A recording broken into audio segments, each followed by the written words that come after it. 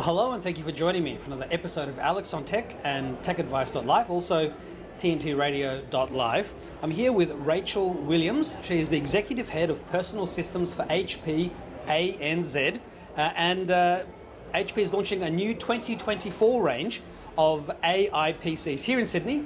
Rachael, welcome to the program. Thank you. Great to be here. Thank you for taking the time. Now, we all know about ChatGPT and the Windows Copilot and more, but now that this new HP range has AI-enabled Intel Core Ultra processors inside, what do these new PCs enable customers to do right on their computers faster and better than on older systems that didn't have this AI co-processing capability? So I think the key thing to know is that AI is all about driving higher productivity, and when it's embedded within our devices, it's about how do I connect better with my colleagues via Zoom or any of the other apps that we use to do conference calling. How do I connect better? Does my audio sound the right way? Does my camera show my facial expressions? Does it auto focus? Does it block out my husband who's moving in the background? These are all things that are very subtle, but they're meaningful in regards to how you can turn up and connect, whether you're in the office, out and about. It becomes incredibly important. So that's just one of the key things that having AI embedded into our PCs delivers. But also managing your workload. How do you extend that battery life? How many times have you been stuck in an airport where you've on that last bar of battery and you've got to deliver some critical messages on a Zoom meeting? You know, our battery life is extended thanks to the technology that we know as AI. And we also saw some examples today where the inbuilt NPU was able to just basically do things on device that didn't require you to go to the cloud. And we're going to see more of that as time goes by, aren't we? We are going to see more of that, and you saw playing out live the fact that as a system, when it was being put through its paces, how when it starts to heat up, the NPU just takes over, and that's incredibly powerful for people in those creative spheres, most specifically, and Chuck demonstrated that real life for you. But it's going to become increasingly powerful as we're able to bring that intensity of compute power onto the device as opposed to sending it to the cloud. So Rachael, HP's launched what is the largest portfolio of HP AI PCs, and I can see there's Elite and Pro PCs, there's ZBooks, there's Pavilions, but is there a particular model that you'd like to highlight for us today? So look, my personal favourite is the Omen Transcend 14. You saw Chuck demonstrate what exactly can a creative can do on that gaming device. And look, this gaming device that we've just launched is all about a nod to the fact that you're not just a gamer. You could have a day job as well, or you could be a student. So we've combined the best of both worlds, a high productivity device that can perform at school or at work, but also take you through to your private life, which could be gaming. And as you saw, it's a pretty sexy device, slim, OLED screen, and that beautiful 14-inch size, so that, you know, when you're in those intense games, you've got the right screen size to make all the difference. Now, obviously, with this launch, there's a lot of journalists here. We're going to be reporting on all the new models. But how will be HP marketing the benefits of AI to consumers? Are there plans for an HP or Intel competition to really get the consumer juices flowing and demonstrate to the other consumers out there all the cool things you can do with an AI-enabled PC? Yeah, so you're going to see more and more of us in the coming months. We are a great partner with Intel, and so yes, we're always looking for new opportunities to go to market and educate customers differently. This is chapter one. We're on a journey, and so watch this space as we start to roll out more and more exciting ways of getting customers more comfortable with the technology. Now, it's, as you say, chapter one, and whenever new technology comes out, it's normally at the high end first. But how long do you think it will be before your entire lineup is AI enabled, given it usually takes some time before the more entry-level machines get upgraded?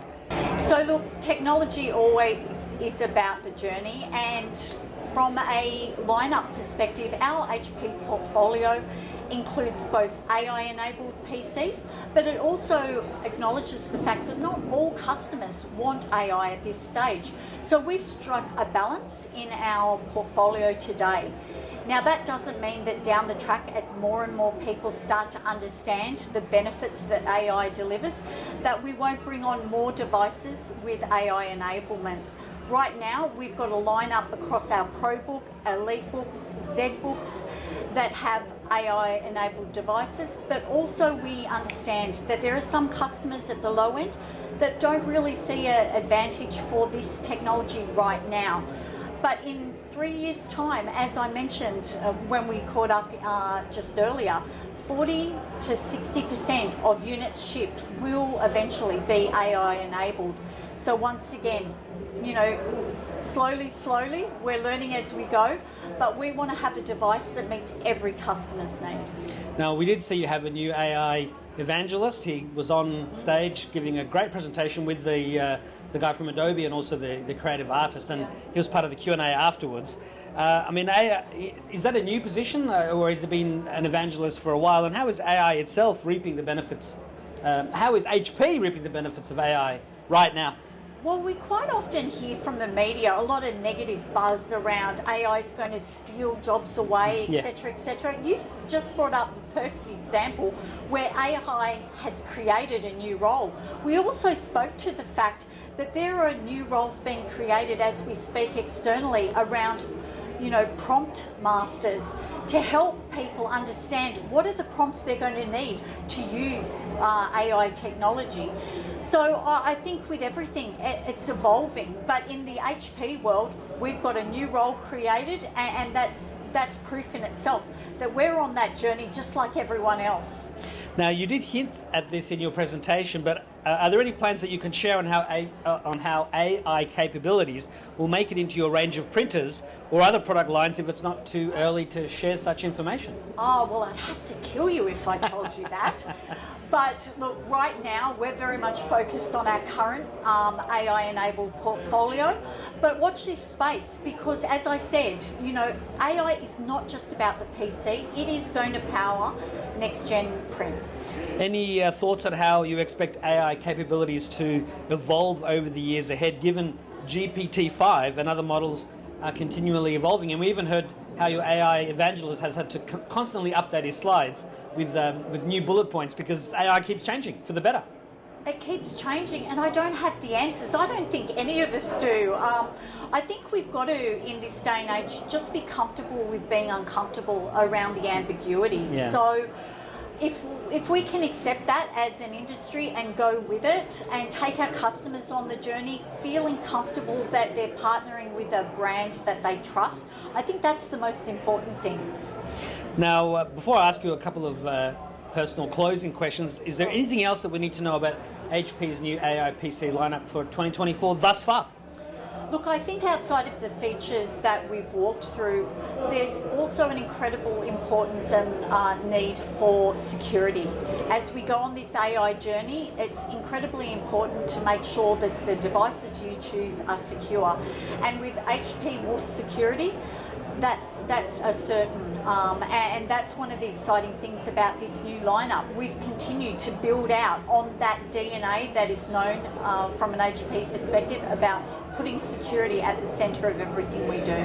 Now, in your presentation, which I do urge people to watch, I've got a recording of it alongside the video that this article is in. You showed a Nintendo Donkey Kong Game & Watch device. I have one of those still at home. They're very cool. Really? Yeah, I remember them. I've got some of the other ones too. They're worth a lot of money on eBay these days. But I always like to ask the people I'm interviewing, can you please share a memory from your first personal computer? Yeah, so I think like a lot of people, it was the Commodore 64, and it was a second-hand one that my parents bought for me, and it was almost like an out-of-body experience as I unboxed this second-hand, device, and the whole family gathered round. It was like that wow moment. Yeah. We knew this was going to be transformational, but none of us knew how to use it. So look, I think everyone who's experienced these technological waves has warm memories of how technology brought them closer together, like my family all gathered in my room, so proud that they'd, spent some money on this second-hand Commodore 64. But also I shared that story around, the Nintendo Donkey Kong Game Boy. That, to me, they're memories that had meaning because it's about connection.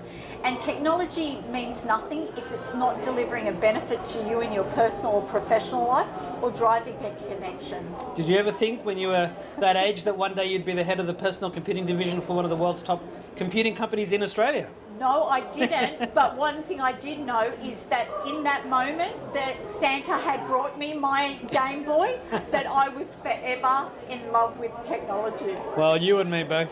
Now, my second last question is to ask if you could please share some of the best advice you've received in life to help you get where you are today. Look, I think I learned through speaking with a lot of female executives throughout my career that the most important thing for a female is to say yes more than no. And what that means is quite often when opportunities come your way, when you're a female most particularly, you're always looking at knowing everything before you say yes.